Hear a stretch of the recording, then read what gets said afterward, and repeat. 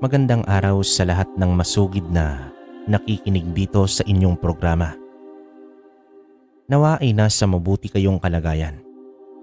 Lalo na sa iyo, Sir Ray at Sir Proy. Itago nyo na lamang ako sa pangalang Nilo. Nasa 66 na ako ngayon. Medyo mahina na ang tuhod ko. Kaya naman ang libangan ko na lamang sa tuwing mag-isa sa bahay at walang ginagawa ay ang makinig sa inyong YouTube channel.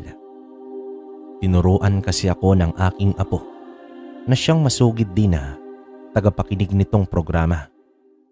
Naengganyo rin akong ipadala ang aking kwento upang maisabuhay rin ito na siyang isang karangalan kung mangyari man. Ang kwentong ibabahagi ko sa inyo ay ang aking karanasan noon sa aking kabataan. Sa pagkakatanda ko, nasa 19 lamang ako noong taong 1977. Ang karanasan ko palang ibabahagi ay nangyari sa lugar ng Capiz noong minsan ay dumayo kami ron ng aking lolo Victor. Ngunit bago ko simulan ang lahat ay magsisimula muna akong magkwento bago kami pumunta ron. Nakatira kami ng aking lolo Victor sa probinsya ng Guimaras. Anak ako ni Nanay Elsie na siyang ikalawa na nanay niya. Nakapag-asawa si nanay ng taga Guimaras, kaya dinala niya si Lolo Victor sa amin para alagaan at kupkupin. Dalawa lamang silang magkapatid ni Nanay Elsie at Tio Tonyo. Si Tio Tonyo ang panganay at nakapag-asawa siya na taga Capiz. Kaya naman doon na sila nakatira. Si Tio Tonyo lamang ang hindi kasundo ni Lolo Victor. Galit si Tio Tonyo kay Lolo dahil isang albularyo si Lolo Victor at antingero. Iyon kasi ang dahilan kung bakit maagang namatay ang kanilang ina na si Lola Amanda. Sinisi ni Tio Tonyo si Lolo Victor sa pagkamatay ni Lola Amanda kung hindi raw pinili ni Lolo Victor na maging isang antingero at albularyo ay hindi pinatay ng aswang si Lola Amanda. Mas pinili pa raw ni Lolo Victor na sagipin ang iba kesa naman sa asawa nito. Iyon ang dahilan kung bakit simula noon ay kinamuhian na ni Tio Tonyo si Lolo Victor.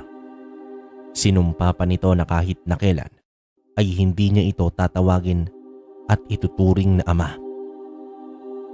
Kaya naman noong nagbinata na si Tio Tonyo ay naglayas ito sa kanilang lugar sa Iloilo. Labis na lungkot ang nadama ni Lolo Victor. Kwento sa akin ni nanay. Si nanay ay walang galit kay Lolo Victor. Nauunawaan daw nito ang trabaho at tungkuling pinili ng kanilang ama. May pagkakataon lang daw talaga na hindi maiiwasan na mangyari katulad ng nangyari kay Lola Amanda. Ako naman kalakbay ay kinahiligan ko na ring sumama kay Lolo Victor sa tuwing may pupuntahan siya para naman gamutin. Pero hindi niya ako sinasama kapag may kakalabanin siyang aswang. Masyado pa raw akong bata para doon. Pero hindi ako tumigil na mangarap na maging isa ring antingero at albularyo balang araw. Hanggang sa naging binata na ako ay palagi na akong sumasama kay Lolo Victor. Noong una ay natakot pa ako kay Nanay Elsie na sabihin sa kanya na gusto kong maging katulad ni Lolo. Pero laking tuwa ko nang maluwag iyong tanggapin ni Nanay Elsie at Tatay Edgar. Suportado naman sila sa gusto kong tulungan si Lolo Victor. Sinigurado naman ako noon ni Lolo Victor kung seryoso ba talaga raw ako na sumunod sa yapak niya at tulungan siyang puksain ang kasamaan sa aming bayan. Tuwang-tuwa naman ako na tumango sa kanya noon at sinagot ang kanyang tanong.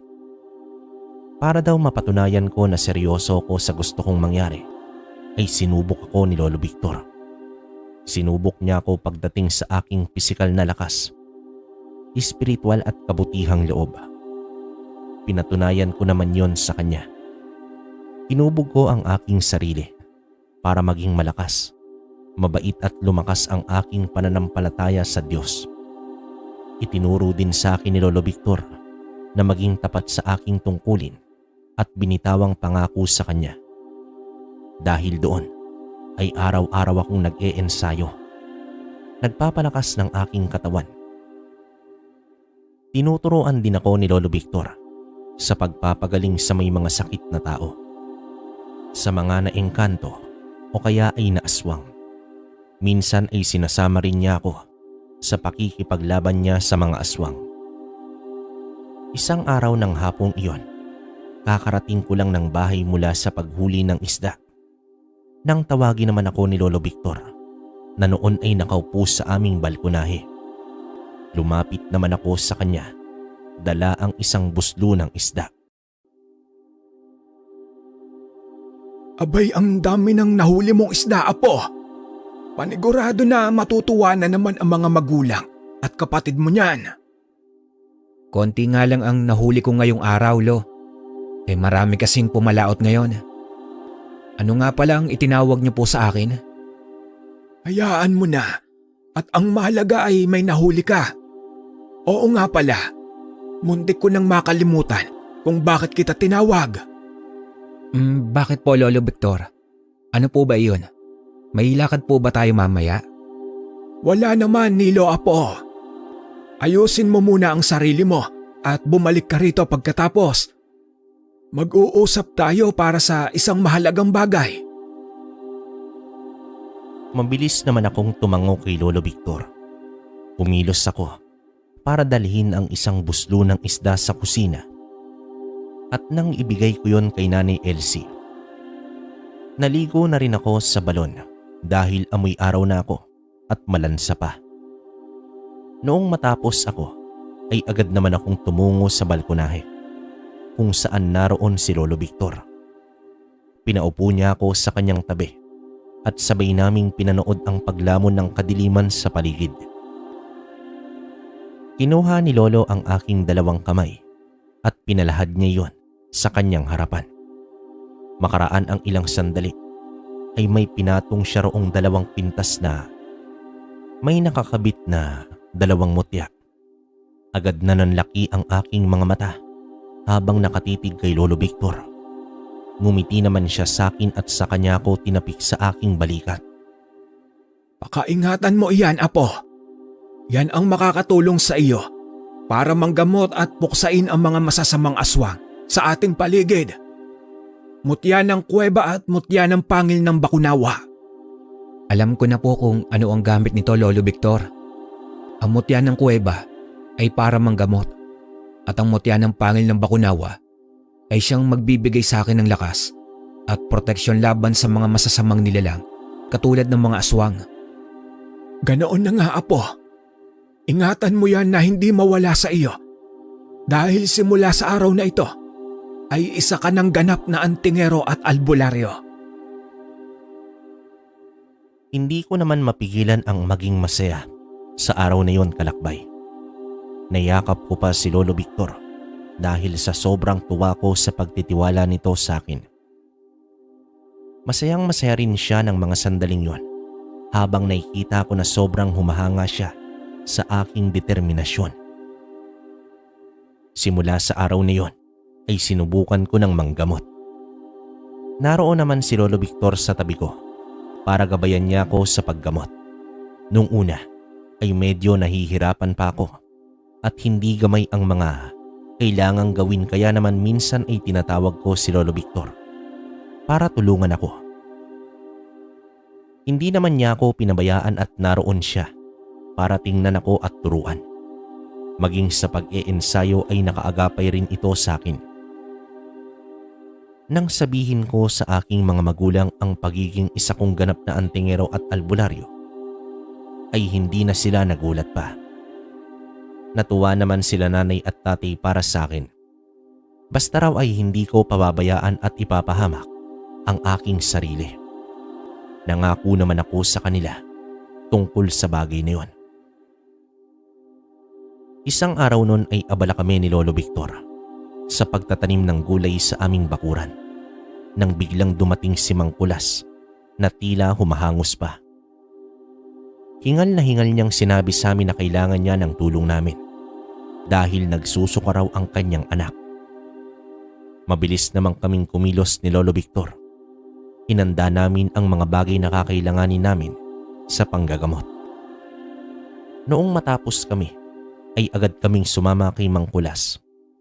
Habang binabagtas namin ang daan patungo sa kanila, ay panay ang kwento niya kung ano ang nangyari sa kanyang anak na si Miguel. Galing lang daw ito sa piyesta kahapon, kasama ang mga kaibigan nito. Ginabi raw ng uwi si Miguel. Pagdating daw ng mga bandang 12:00, ay sumakit daw ang tiyan nito. Pinagpapawisan ito ng malagkit na tila hindi naman daw normal. Namutla raw si Miguel at dumadaing sa sobrang sakit ng sikmura. Bigla rin daw nawala ng malay si Miguel. Labis daw na naligalig sila kaninang umaga. Pero hindi nila naisip na tumungo sa amin at nawala raw ito sa kanilang isip. Nitong umaga raw ay sumusuka na si Miguel at mas lalong sumama ang pakiramdam nito. Habang nagwikwento si Mang Kulas, ay hindi ko maiwasan ang mapaisip kung ano ang maaring dahilan sa nangyari kay Miguel.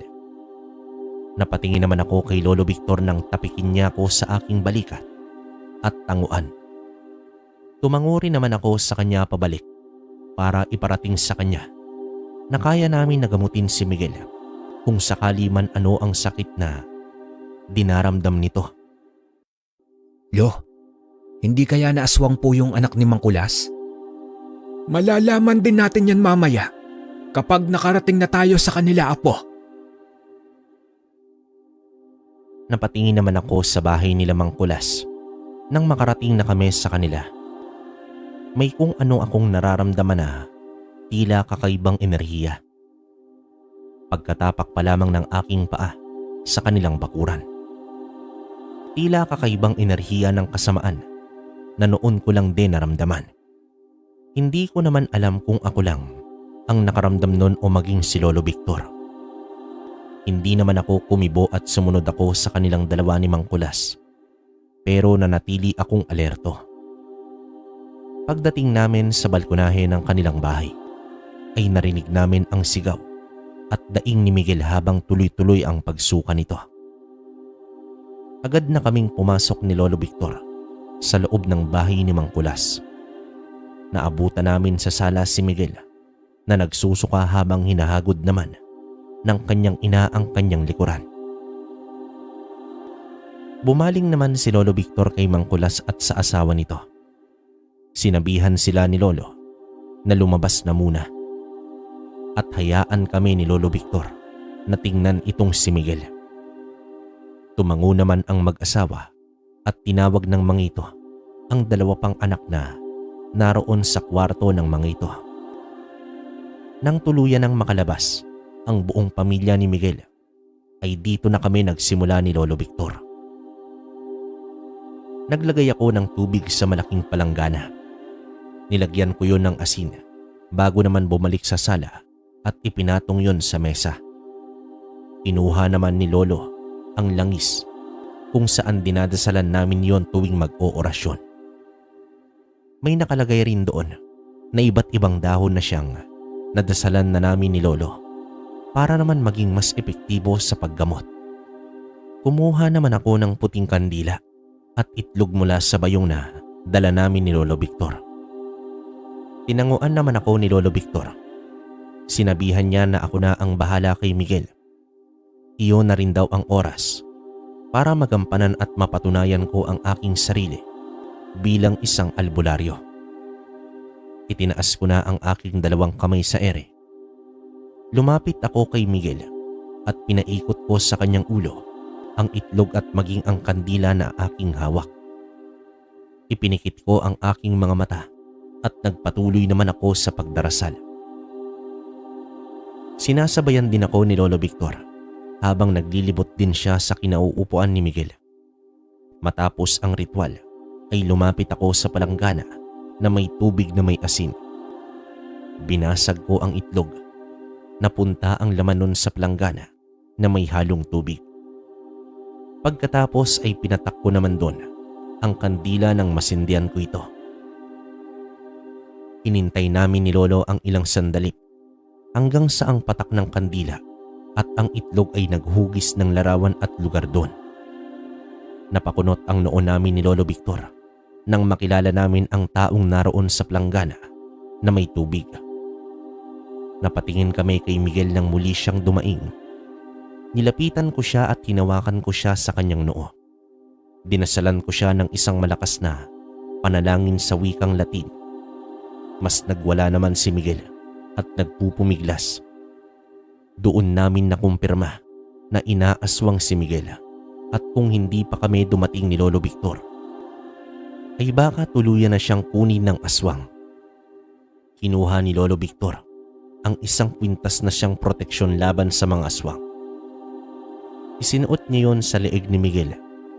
Ilang sandali pa ay unti-unting kumalma ang kalagayan ng binata. Umupa rin ang paghingal niya ng malalim. Bumalik ang aliwalas ng kanyang muka. Tinanong agad siya ni Lolo Victor kung kumusta ang pakiramdam niya. Sinabi naman niya na nawala na raw ang sakit ng kanyang tiyan.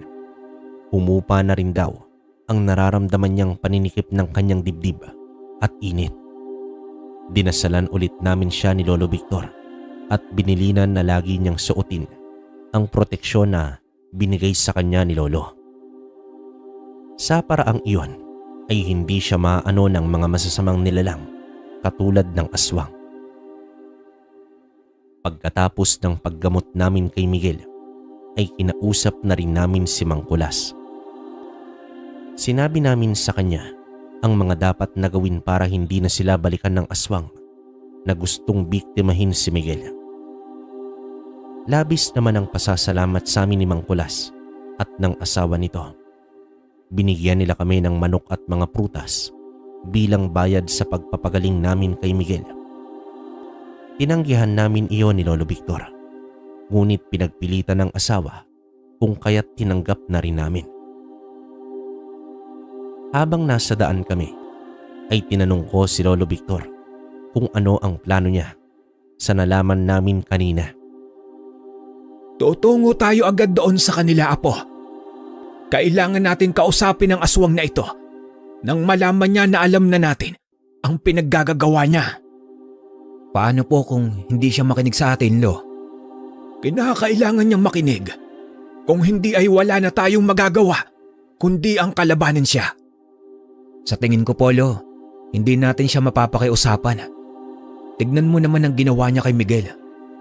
Subukan lang natin, Apo. Huwag kang mag-alala. Hindi niya tayo masasaktan. Alam niya kung hanggang saan ang kakayahan niya. Sige po, Lo. Kung ano man ang mangyari, ay nakahanda po ako. Tumungo nga kaming dalawa ni Lolo Victor sa tahanan ng aswang na si Mang Alan. Pagdating namin sa bahay nito, ay naabutan agad namin na nakatunghay ito sa binilad na karne. Napakunot ang noo namin ni Lolo Victor dahil sigurado kami na hindi yun karne ng baboy o ng anumang klase na hayop, kundi karne yun ng tao. Mabilis kaming pumasok sa bakuran ng aswang na si Mang Alan. Nilingon niya kaming dalawa ni Lolo. Hindi na siya nagulat nang makita niya kaming dalawa at mukhang inaasahan na rin niya ang pagdating namin. Iniwan niya ang pagtingin sa karneng nakabilad at tuluyan niya kaming hinarap ni Lolo Victor. Isang ngiti ang sumilay sa kanyang muka. Anong ginagawa niyo rito? Ano ang kailangan niyo mula sa akin? Hindi na siguro namin kailangan na magpaliwanag kung bakit kami naririto ngayong araw sa bahay mo, Alan. Alam mo kung ano ang pakay namin. Kung ganoon, ay alam na ninyong maglolo ang tungkol sa ginawa ko sa anak ni Kulas. Ganoon na nga, Alan. Kaya kami naririto para kausapin ka. Umaasa ako na makikipagtulungan ka sa amin. Kung yan ang pinunta nyo rito, wala kayong mapapala na maglolo. Ano ang ibig mong sabihin, Mang Alan? Hindi niyo ako mapipigilan sa mga ginagawa ko. Kailangan ko ng pagkain sa bawat araw. Kung hindi ko gagawin na makakain ng gusto kong pagkain, kahit isang beses manghihina ako. Sanayin mo na ang sarili mo sa pagkain ng hayop, Alan. Huwag mong gagalawin ang mga tao rito sa buong baryo natin. At bakit? Ano ang gagawin ninyo, maglolo? Pipigilan ako? Ganoon nga, Mang Alan. Kapag hindi ka pa rin tumigil, wala na kaming magagawa kundi ang kalabanin ka. Umalis na kayong maglolo. Wala kayong mapapala sa akin. Tandaan mo ang banta namin ng apo kong sinilo, Alan. Hindi ito ang una at huli nating pagkikita. Tiningnan muna namin ng mataam si Mang Alan bago naman kami tuluyang tumalikod ni Lolo Victor. Puno ng pagbabanta ang tingin namin yon. Para matakot si Mang Alan, ngunit mukhang wala sa bokabularyo nito ang salitang takot. Habang pabalik kami sa bahay ay hindi namin maiwasan ni Lolo na pag-usapan ang paghahanda pagdating sa bahay. Dahil alam namin na susugurin kami ni Mang Alan mamayang gabi. Lalo pa at nagalit ito sa pakikipag-usap namin. Mas mabuti nang handa kami sa mga susunod nitong hakbang. Hindi na namin lubos na inalala ang kapakanan nila nanay at tatay at ng aking mga kapatid dahil nabigyan na namin sila ng proteksyon laban sa mga masasamang nilalang. Ang inaalala namin ni Lolo Victor ay ang pagsugod ni Mang Alan. Alam namin na wala itong pakialam, lalo at pinakialaman namin ang plano niya. Pagdating naman sa bahay, ay naglagay na kami agad ni Lolo Victor ng proteksyon laban sa aswang. Naglagay kami ng asin, bawang, dahon ng gabi, buntot ng pagi at ilan pang pangontra sa aswang sa bawat sulok ng aming bahay. Sinabi rin namin kay Nanay Elsie na mag-iingat at huwag silang magpagabi sa daan. Pagsapit ng dilim ay nasa bahay na ang lahat. Naghahapunan na kami noon pero nakamatiyag pa rin kami ni Lolo Victor sa buong paligid. Alam namin na kahit anong oras ay may nagbabantang kapahamakan sa aming lahat. Noong matapos kaming maghapunan ay dumating na nga ang inaasahan namin ni Lolo Victor. Sinabihan namin sila Nanay Elsie na mag-iingat at magdasal lamang sa loob. Sinabihan din namin sila na wag lalabas ng bahay kahit na ano ang mangyari. Lumabas naman kami ni Lolo Victor at hinarap namin si Mang Alan na noon ay nakapagbagong anyo na sa isang malaking itim na baboy ramo. Mabilis itong sumugod sa amin na parabang hindi na makapaghintay na patayin niya kami ni Lolo Victor. Ngunit agad din kaming kumilos ni Lolo at iniwasan ang atake nito. Mabilis kumilos itong si Mang Alan pero nababasa na rin namin ang galaw niya. Sinabuyan ko ng asin ang aswang na si Mang Alan, dahilan para mapatigil ito sa pagsugod sa amin. Kinuha iyong pagkakataon ni Lolo para itapal niya sa noo ang banal na krus. Malakas naman akong nagdasal ng Latin at sinabayan naman ako ni Lolo Victor. Patuloy kami sa pagdarasal habang unti-unti kong sinasaboy ang asin na may tubig kay Mang Alan. Rinig na rinig namin ang pagtangis nito dahil sa ginagawa namin ni Lolo Victor. Nagpumilit itong manlaban pero wala na siyang nagawa pa dahil nanghihina na ito. Makalipas ang ilang sandali ay bumalik sa taong anyo si Mang Alan. Sumuka ito ng malagkit na itim na likido kasama ang itim na bertud. Agad naman iyong binasag ni Lolo Victor at dinurog ng pino. Pagkatapos nun ay dinasalan namin si Mang Alan para tuluyang mawala ang pagiging aswang nito. Nang matapos kami ni Lolo Victor, sa ritual na yon ay iniwan na namin si Mang Alan sa aming bakuran. Pumasok na kami ng bahay at natulog ng tahimik. Kinabukasan ay hindi na namin naabutan si Mang Alan sa labas. Mukhang nakauwi na rin ito sa kanilang bahay. Nabalitaan na lang namin na umalis ito sa aming baryo at lumipat sa ibang lugar. Ayon sa mga hinuha namin ni Lolo Victor, ay umalis ito upang maiwasan ang kahihiyan na sinapit mula sa amin. Nang araw rin yun, ay nakatanggap kami ng sulat mula kay Tio Tonyo. Binasa naman iyon ni Nanay Elsie at nalaman namin na nagkasakit ang asawa nitong buntis at kinakailangan nito ng tulong namin ni Lolo Victor. Iyon ang unang pagkakataon na humingi ng tulong si Tio Tonyo kay Lolo Victor, simula noong mamatay si Lola Amanda. Kita ko naman ang pagiging masaya ni Lolo Victor nang mga sandaling yun nang marinig niya ang balita mula kay Nanay Elsie. Agad naman siyang naghanda ng mga gamit para sa paggamot sa asawa ni Tio Tonyo. Sinabihan ko rin siya noon na sasama naman ako sa kanya papunta sa Capiz dahil gusto ko siyang tulungan. Hindi naman tumutol si Lolo Victor at natuwa pa ito. Mas maigi raw yun nang makilala ko rin daw ang mga pinsan ko. Kinabukasan ay maaga na kaming umalis ni Lolo Victor. Dumaong kami sa pantalan ng Iloilo City at saka kami sumakay ng bus papuntang Capiz. Halos 1 oras din ang naging biyahe namin bago naman kami nakarating sa Dumaraw. Sumakay pa kami ng tricycle pagdating namin sa bayan, papasok sa baryo kung saan nakatira sila Tio Tonyo. Mabuti na lamang at kilala si Tio nang namamasada ng ipagtanong namin siya ron. Pagkabayad namin sa tricycle ay umalis na rin ito. Napatingin kami ni Lolo Victor sa malawak na palayan ng sumalubong sa aming dalawa. Sa dulo ng napakahabang pilapil ay matatanaw ang isang malaking bahay na gawa naman sa kawayan. Napatanong pa kami ni Lolo Victor sa bahay na naroon sa tabi ng kalsada para tanungin kung ang bahay na natatanaw namin ay ang bahay ba ni Tio Tonyo.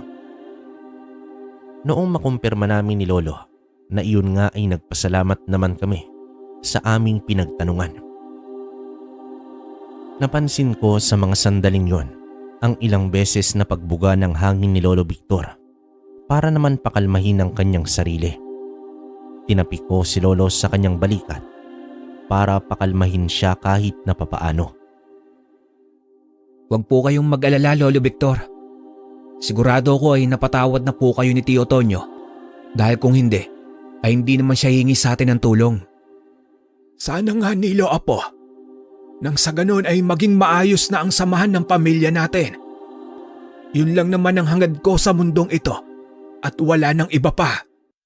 Gusto ko na talagang magkaayos kami ng Tito Tonyo mo.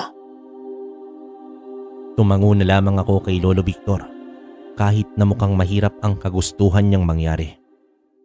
Sumunod naman ako sa kanyang likuran at ngumiti dahil sa tuwa para kay Lolo Victor. Binaybay namin ang maliit na pilapil. Ilang beses pa akong nauhulog sa pilapil pero tinawag ko na lamang yon. Pagdating namin sa bakuran ng bahay ni Tio Tonyo ay namangha kami sa ganda ng bahay nila. Napakalawak din ang kanilang bakuran. Medyo magubat nga lang sa likuran ng kanilang bahay. Ilang beses naming tinawag ni Lolo Victor si Tio Tonyo hanggang sa may lumabas na isang batang babae. Takang-taka naman nang makita kami ni Lolo. Nakadungaw ito sa bintana at mabilis na umalis habang tinatawag nito ang kanyang ama. Makaraan ang ilang sandali na paghihintay namin ni Lolo Victor ay bumaba na rin ng bahay niya si Tio Tonyo. Bakas sa mukha nito ang gulat nang makita niya kaming dalawa ni Lolo. Ako na nga ang bumati sa kanya. Saka nagpakilala nang hindi sila nagsalita ni Lolo Victor. Lumapit din ako sa kanya at nagmano. Tio Tonyo, ako nga po pala ang panganay na anak ng kapatid mo pong si Nanay Elsie. Masaya po ako na makilala ka matapos ang 19 na taong hindi ka namin nasilayan. Napakalaki mo na pala. Sayang at hindi mo makikilala ang panganay ko ring anak na si Ninya. Nasa Iloilo kasi siya at doon nag-aaral. Ang isa niyang kapatid lang ang nandito, si Digna.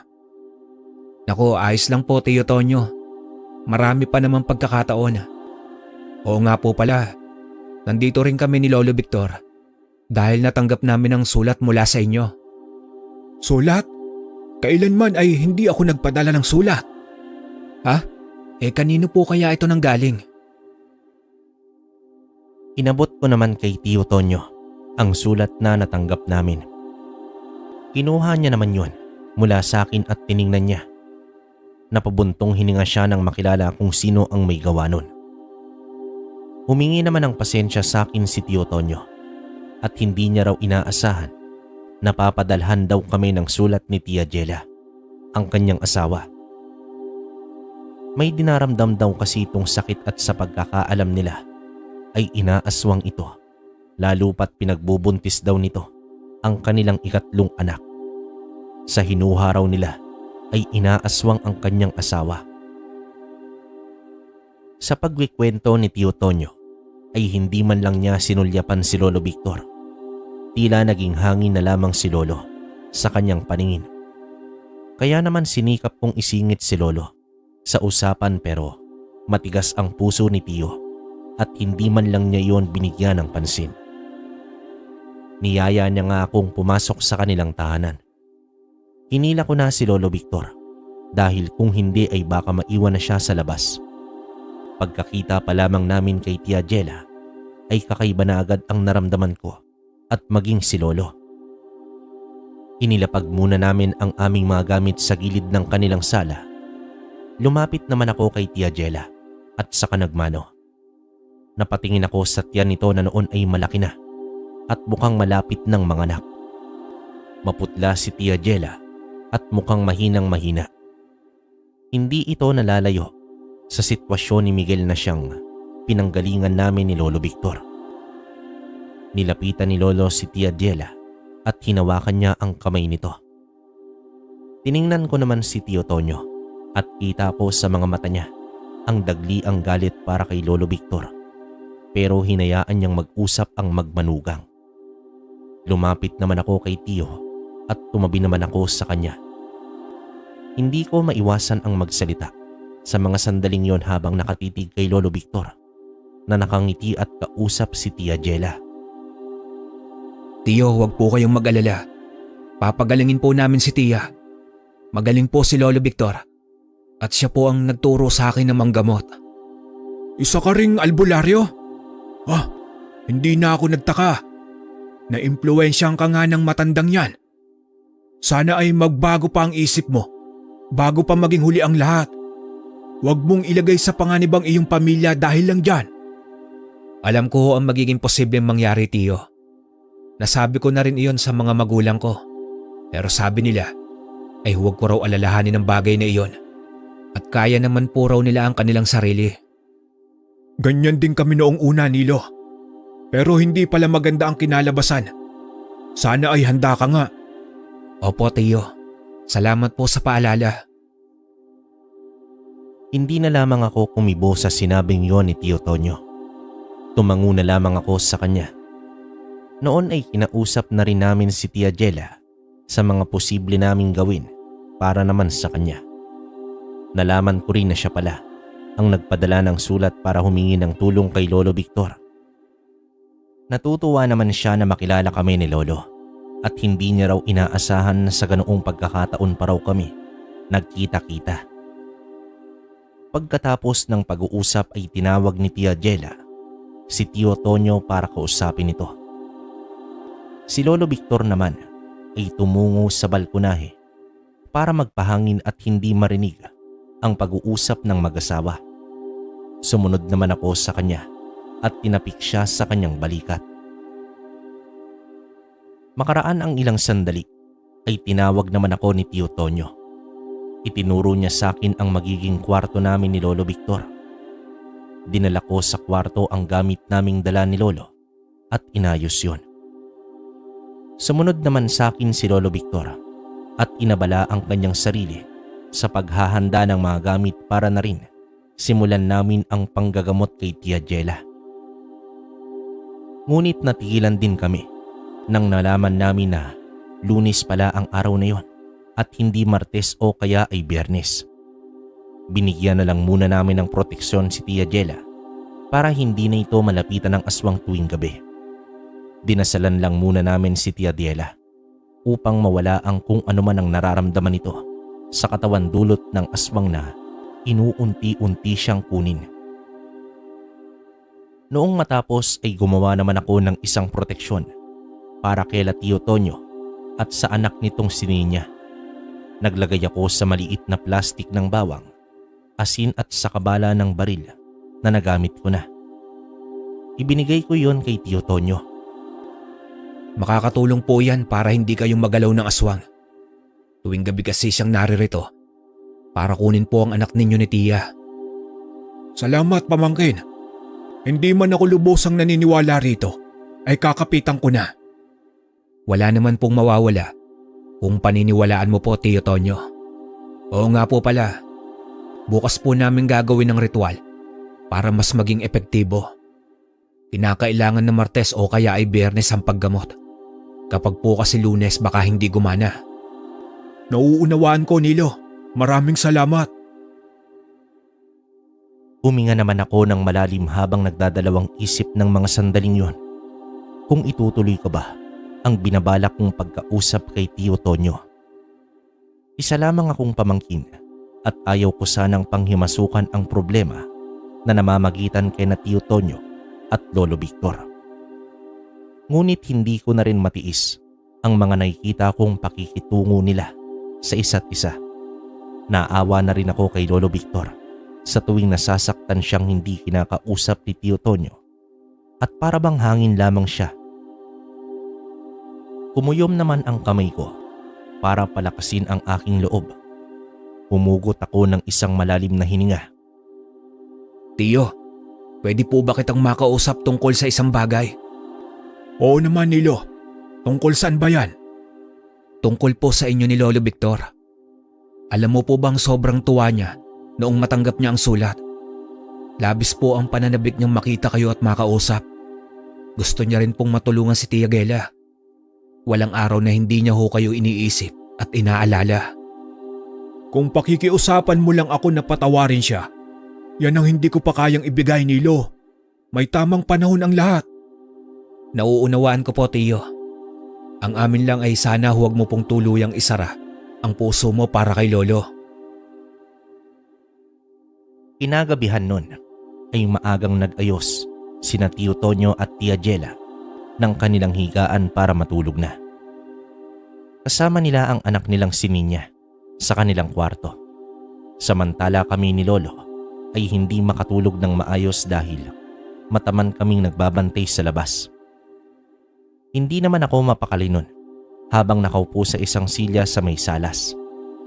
Nakapatay na ang buong ilaw sa loob at tanging sinag na lamang ng buwan ang tumatagos sa dingding na kawayan ng bahay. Napatingin naman ako kay Lolo Victor nang hugutin niya ang tabak na siyang pagmamay-ari ni Tio Tonyo. Mahaba iyon at napakatalas. Panigurado na mamamatay ang tatagain nun. Lumapit naman ako kay Lolo at saka kinuha sa bayong ang punyal na tanso. Unti-unti na naming nararamdaman ang pag-iinit ng mutya kung saan indikasyon na naroon na ang aswang para muling silipin si Tia Jela. Nang sa ganon ay unti-unti nitong nakukuha ang bata. Dahan-dahang lumabas kami ng bahay ni Lolo Victor. Napagsabihan ko na rin si Tio Tonyo kanina ng mga dapat niyang gawin na siya ring gustong ipaabot sa kanya ni Lolo. Sinarado namin ang pinto ni Lolo Victor sa labas at hinintay namin na magpakita ang aswang. Ilang sandali ang lumipas at nakaharap na namin ang isang malaking tao na may anyong aso. Titig na titig ang nanlilisik nitong mga mata. Wari bang kinikilala niya kami? Maya-maya ay ngumisi ito habang nakalabas ang mga matutulis niyang ngipin at nakalaylay ang mahaba niyang dila.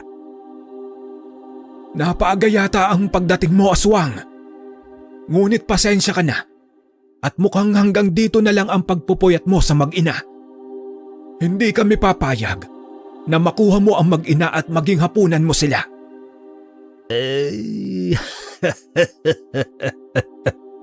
Hindi ko akalain na may dayong mga albularyo sa aming baryo. Ngunit hindi ibig sabihin nun ay natatakot na ako sa inyo. Huwag ka nang mag-aksaya ng panahon, Aswang. Dahil kahit ano ang gawin mo, hindi na matutuloy ang plano mo. Hindi mo makukuha ang mag-ina. Tama ang apo ko.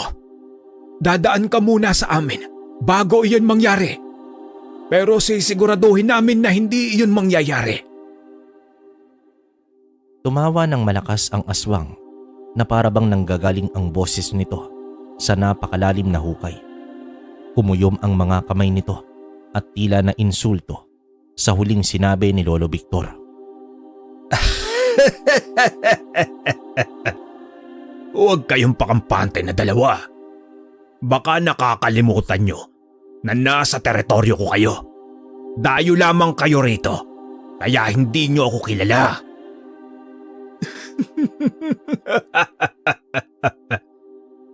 Mayabang ka, tanda. Kaano-ano mo ba ang taong pinoprotektahan mo? Wala ka na roon. Responsibilidad namin ng apo ko na protektahan sila mula sa kasamaan mo. Maglulong antingero na albularyo. Hindi na ako magtataka pa. Mukhang naglakbay pa kayo para lamang matulungan ang mga taong nasa loob ng bahay na yan. Sino ba naman ang mag-aaksaya ng panahon para lamang bumiyahe ng malayo para protektahan sila? Pamilya man namin o hindi, kapag nangangailangan ng tulong ay tutulungan namin. Kahit gaano pa ito kalapit o kalayo. Matapang kang bata ka. Gusto ko ang mga katapangan niyong maglolo. Pinapalakas pa akong lalo para labanan kayo. Nakakatuwa naman. Matapos nun, humigpit ang pagkakahawak ko sa aking punyal na hawak.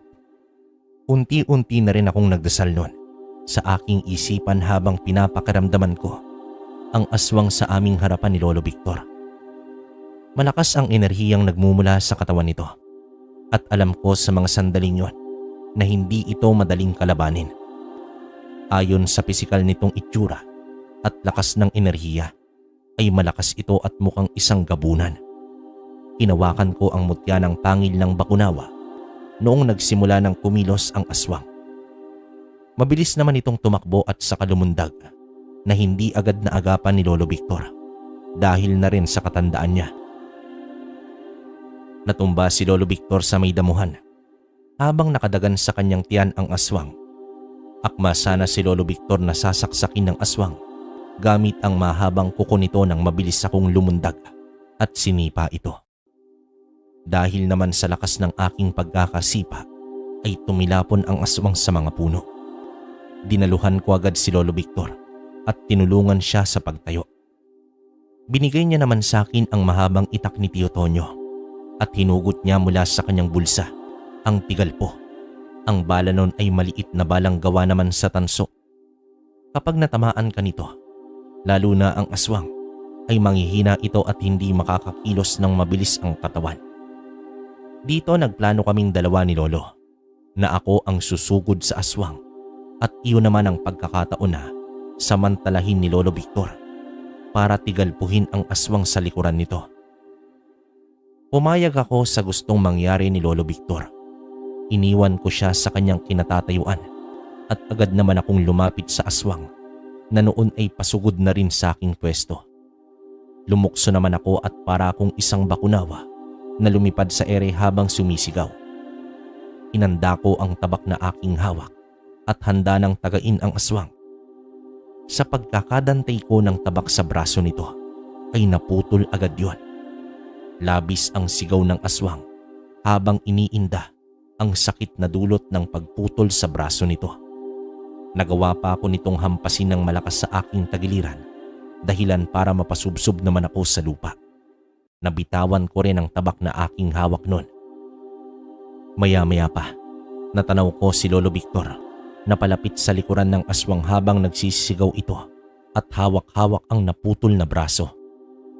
Nanggagalaiti sa galit ang aswang na nakatitig sa akin.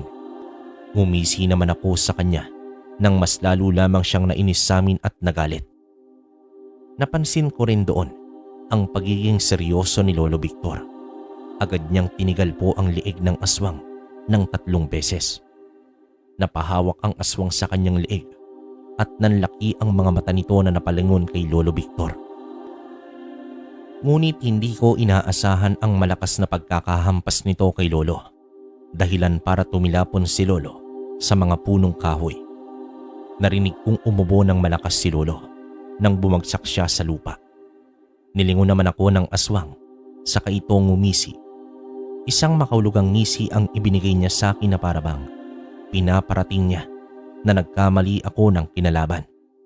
Tumayo naman ako mula sa pagkasalampak ko sa may damuhan at pinulot ang tabak. Mabilis na kumilos ang aswang at sa isang iglap ay nakarating na siya agad sa harapan ni Lolo Victor. Sinakal niya si Lolo na noon ay nanghihina pa. Nanlilisik ang aking mga mata nang sumigaw si Lolo nang ibaon ng aswang ang mga kuko nito sa leeg. Bitiwan mo si Lolo Victor. Tayo ang magharap na dalawa. Ako muna ang harapin mo bago si Lolo. Gusto ko yan. Palaban. Walang pagdadalawang isip na gusto kong makalaban at patumbahin. Gusto ko ang katapangan at determinasyon mo, bata. Wala akong panahon na makipag-usap sa iyo, aswang. Bitiwan mo si Lolo. Sige, sabi mo eh. Dito mabilis niyang binalibag sa kapunuan si Lolo Victor. Napasigaw naman ako nang malakas nang marinig ko ang pagdaing ni Lolo. Lumundag naman ako sa ere habang naumang ang kanan kong kamay kung nasaan ang aking hawak na tabak. Mukhang natunugan naman iyon ng aswang, kaya naman dali-dali siyang kumilos. Nabiyak ang lupa nang tumama ang aking hawak na tabak sa lupa. Naglikha pa iyon ng malakas na hangin na parabang galing sa isang malakas na buga ng bakunawa. Hinarap ko muli ang aswang na noon ay nanggagalaiti na sa takot ang muka. Hindi marahil nito inaasahan ang lakas kong taglay sa tulong ng mutya ng pangil ng bakunawa. Napatitig naman ako kay Lolo Victor nang maramdaman ko siyang kumilos sa kapunuan. Narinig ko rin siyang nagdasal ng isang Latin. Papalabas iyon ng mutya. Makalipas ang ilang sandali ay parang hangin na dumaan sa aming harapan si Lolo Victor at tumungo siya sa aswang na noon ay puno ng pagtataka. Natagpuan ko na lamang na utas na ang isa pang braso ng aswang na mas ikinagalit nito. Mga lintik kayo. Pagbabayaran niyo ang ginawa ninyong ito sa akin. Pagbabayarin ka rin naming aswang ka. Tumakbo na rin ako palapit sa aswang at sinipa ito sa noo. Natumba ang aswang at nahirapan itong tumayo dahil wala na ang 2 braso nito. Tumutulo na rin ang pulang likido mula sa naputol nitong braso. Napadaing ang aswang nang mabilis ko siyang sakyan sa kanyang sikmura. Agad kong itinutok sa kanya ang dulo ng tabak at nanlilisik ang aking mga mata na nakatitig sa kanya. Naramdaman ko ang paglapit sa amin ni Lolo Victor. Tinapik naman ako sa aking balikat ni Lolo at alam ko na kung ano ang gusto niyang iparating sa akin. Gusto niyang gawin namin ang ritual sa pagkuha ng itim na bertud sa katawan ng aswang. Tumayo naman ako at pinagdikit ang 2 palad ng aking kamay. Malakas kong binigkas ang panalangin ng ritual habang hindi ko inaalis ang tingin sa aswang na noon ay nagpupumilit na tumayo. Nilagyan siya ni Lolo Victor ng isang bala ng baril sa noo nito. Sumigaw ang aswang at para bang nasasaktan ito. Ngunit pinigilan siya ni Lolo Victor na gumalaw. Ipinagpatuloy ko ang aking ginagawa hanggang sa 3 beses ko nang binigkas ang panalangin. Ilang sandali pa ang hinintay namin ni Lolo Victor hanggang sa sumuka ng dugo ang aswang, kasunod ang itim na bertud. Kinuha iyon ni Lolo Victor at mabilis itong binasag. Napasigaw ang aswang hanggang sa unti-unti itong nanginig at sumisinghap. Nag-aagaw buhay ito habang paulit-ulit nitong sinisigaw sa amin ni Lolo Victor na magbabayad din daw kami balang araw. Noong nawalan na ito ng buhay, ay pinagdasal namin ito ni Lolo Victor. Sinunog din namin ang katawan nito na isang huwad na tao. Pagkatapos nun, ay sinabuyan namin ito ng banal na tubig at asin. Noong matapos na kaming dalawa ni Lolo Victor, ay tinapik niya ako sa aking balikat. Saka naman ako nito inakbayan. Napangiti pa ako kay Lolo Victor at ang hiling ko sa mga sandaling yon ay maging magkasundo na sila ni Tio Tonyo. Natapos na rin, Polyo. Sana po ay maging maayos na ang lahat pagkatapos nito. Sana nga, Apo. Bibigyan din natin ng proteksyon ang pamilya ni Tio Tonyo mo para hindi sila mabalikan ng ibang aswang. Tama po yan, Lo. Pera na po sa loob. Nang makapasok na kami sa bahay ni Lolo Victor, ay agad na kaming tumungo sa silid para naman magpahinga. Tiningnan pa muna ni Lolo Victor ang magpamilya sa kabilang kwarto para siguraduhin na nasa mabuting kalagayan ang mga ito. Kinabukasan ay ginawa na nga namin ang ritual sa paggamot kay Tia Jela. Nahirapan pa kaming dalawa ni Lolo Victor dahil masyadong malakas ang iniwang dalit ng aswang na nakalaban namin kagabi. Pero napagtagumpayan naman namin alisin ang nilalang na siyang sugo ng aswang. Napaalis namin ito at napatay sa pamamagitan ng dasal at ritual. Noong matapos kami, ay nakaramdam na ng kaginhawaan si Tia Jela. Labis ang pasasalamat niya sa amin ni Lolo Victor dahil naman sa aming tulong. Nabigyan din namin sila ng proteksyon gaya ng nasabi ni Lolo Victor. Hindi lang si Tia Jela ang binigyan namin kundi maging si Ninya at pati si Tio Tonyo. Naging masigla na rin si Tia Jela. Nabigyan na ng kulay ang kanyang mga labi na noon ay napakaputla. Puno rin siya ng enerhiya kung kaya't nakakagalaw na rin ito ng normal. Bandang tanghalian ay lumapit naman ako kay Tio Tonyo. Gusto ko rin siyang kausapin sa mga sandaling yon tungkol sa kanilang dalawa ni Lolo Victor.